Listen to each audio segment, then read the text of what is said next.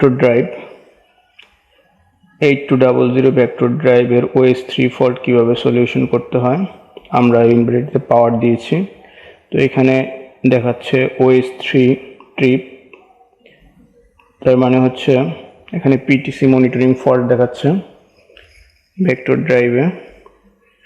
তো এটি মূলত মোটর যদি অনেক বেশি গরম হয়ে যায় বা PTC থার্মিস্টর কানেকশন যদি মিসিং থাকে তাহলে OH3 ফল্ট আসে।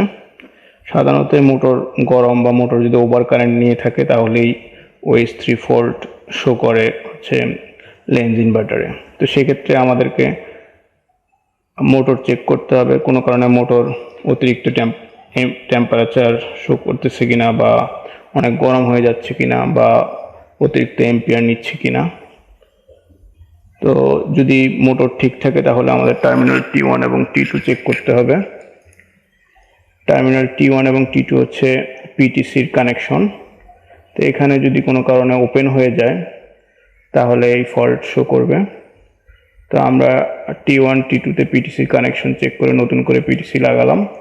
এখন OH3 ফল্ট চলে গেছে।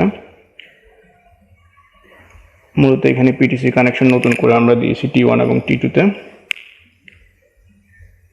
তো এখন OH3 ফল্ট সলভ হয়ে গেছে।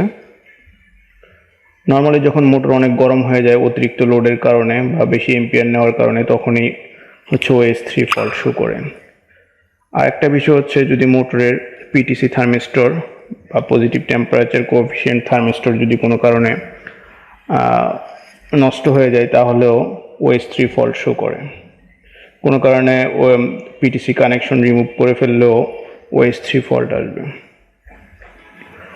তো OH3 ফল্ট সলিউশনের জন্য মোটর ঠান্ডা থাকতে হবে এবং PTCতে T1 T2 তে কানেকশন থাকতে হবে। আমরা এখন এই ভেক্টর ড্রাইভটিকে রান করলাম 49 বা 50 হার্জে।